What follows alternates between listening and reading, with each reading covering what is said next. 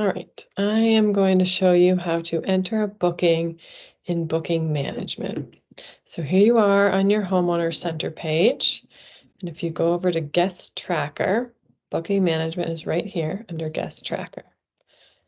So go ahead and select that, and then that will take you to the main bookings page. And this is where a record of all your bookings is kept. So after you enter a booking, it gets added in as a line item right here, and then you can keep track of everything that's here. Arrival date, departure date, the name of the guest, the rental rate you're charging, what their booking status is, if they're booked, tentative, if they're on a wait list, maybe they canceled, and then their tracking status here. If you've got a green check, that means everything's been taken care of. If you have a little calendar icon, that means there is an item that's coming up that will be due. And then you can click here to edit or click here to copy. So say this Joe Smith wants to come back next year, and I just want to copy his name and contact information to next year to make a new booking record for him for next summer. I just click copy, and then I can make a new record for him. So let's go ahead. We're going to start with quick entry here. So this is if you're in a hurry and you just want to quickly add a booking entry so you don't lose track of someone. Once you have all the information and details about them, you'll want to do a full entry, but sometimes you just have to start with a quick entry. So go ahead and click quick entry. So you can add their arrival and departure dates, what the status of the booking is, if they're booked, tentative, canceled, or wait list. And the source is where they came to you from. So this, and then you can choose a vacation from a drop-down menu of all, and it has a list of all of your inquiries that have come up so far. So if it is an inquiry from We Need a Vacation, their first name, last name, and email will be pre-populated here. So then we can go ahead and save. And that will add a quick booking right here, just so that I can keep track of this person. So what I'm going to do is actually, I'm just going to delete this booking and I'm going to redo it as a full booking. But if you want to delete, you just come up here, click delete. Yes.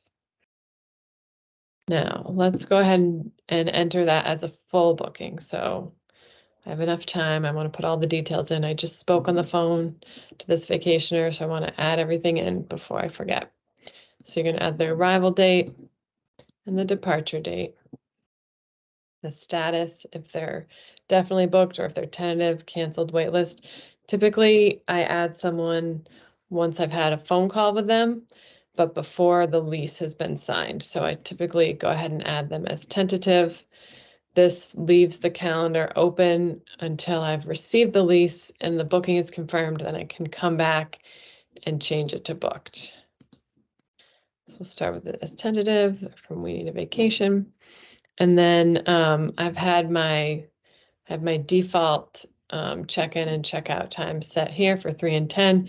If I need to override that, I can go ahead and change that anytime. You'll want to add how many adults and how many children are in the party. And you can add the ages of the children as well. Then I'll add in the key code that I'm going to be giving to this guest. So let's say that's the key code. And then once I've paid their taxes on this booking, I can go ahead and check that off that the taxes were paid. If I have any notes I want to write about them, you know, I don't know, maybe the 3-year-old child loves bubbles. So I'll be sure to pick up some bubbles to leave for them in their welcome basket. And I can add the rental rate in here.